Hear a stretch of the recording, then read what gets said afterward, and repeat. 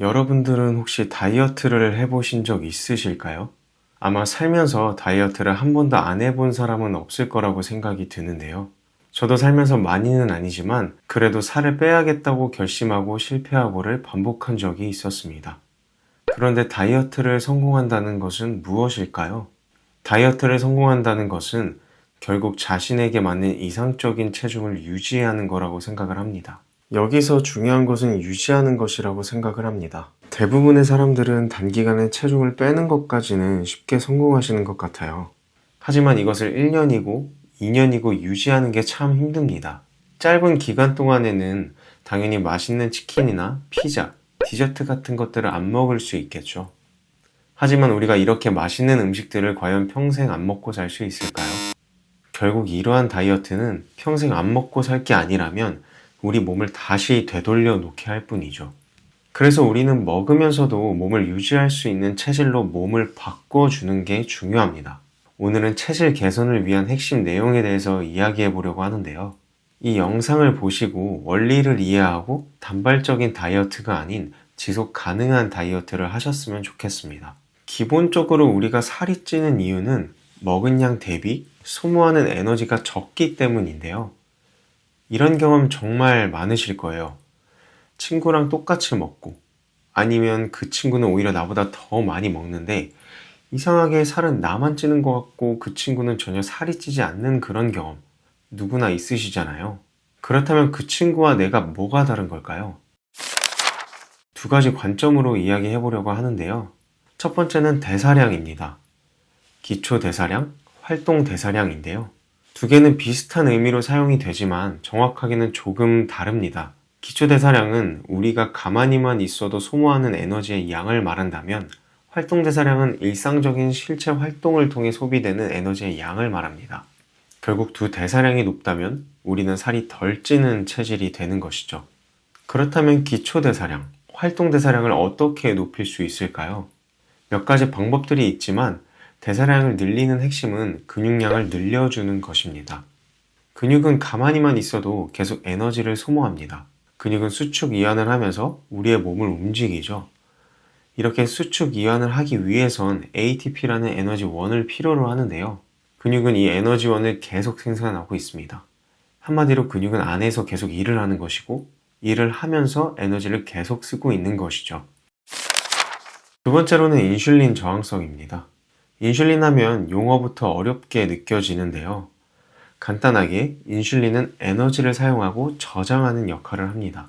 우리 몸에 들어온 탄수화물을 에너지로 바꿔주거나 아니면 이 에너지를 나중에 사용할 수 있게 글리코겐 혹은 지방의 형태로 저장을 하게 해주죠. 그런데 인슐린의 저항성이 생기게 되면 탄수화물을 에너지로 바꿔주는 기능이 떨어지게 됩니다.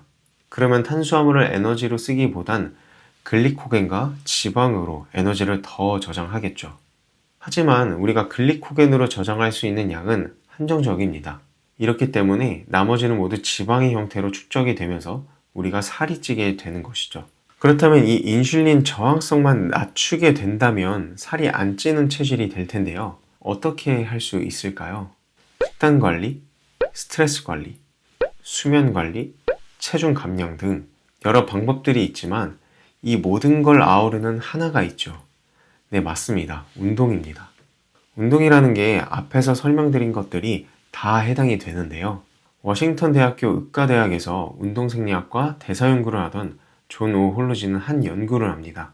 2005년 운동이 골격근의 인슐린 감수성을 어떻게 증가시키는지에 대한 연구를 했죠. 그리고 발견하게 되는데요. 운동을 하게 되면 인슐린 없이도 포도당을 운반할 뿐만 아니라 운동 후 인슐린 감수성이 증가하는 것까지 말이죠. 네, 맞습니다. 운동하라는 이야기예요. 하지만 그럼에도 불구하고 운동이 싫어서 그냥 식단 조절이나 그저 먹는 양을 줄여서 살을 빼도 되지 않냐고 하십니다. 실제로 이렇게 살을 빼시는 분들이 많으시죠. 혹시 나이 먹을수록 살이 더 안 빠진다라는 말 들어보셨나요? 30대를 넘어가시는 분들이라면 굉장히 자주 들어보셨을 거예요. 하지만 이건 나이가 먹을수록 살이 안 빠지는 것이 아닙니다. 잘못된 다이어트의 반복이 문제인 것이죠.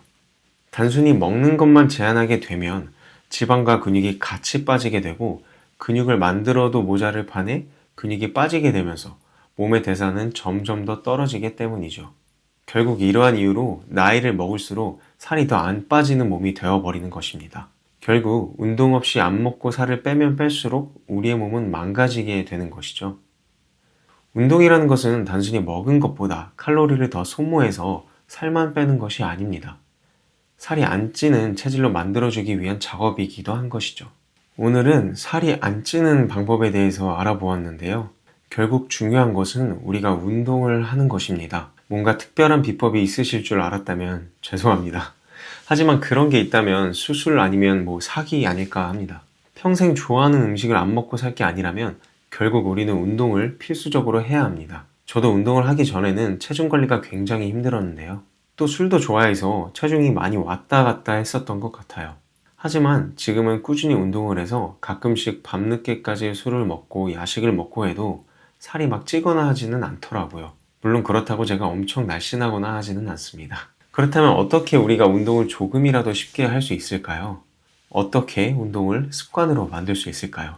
이것에 대해서는 오늘 영상이 너무 길어서 다른 영상으로 한번 만들어 보도록 할게요. 그러니 오늘 영상이 좋으셨다면 그리고 다음 영상들이 궁금하다면 구독, 좋아요 부탁드리고요. 오늘만큼은 운동하고 살 빠지는 하루 되시길 바라겠습니다. 감사합니다.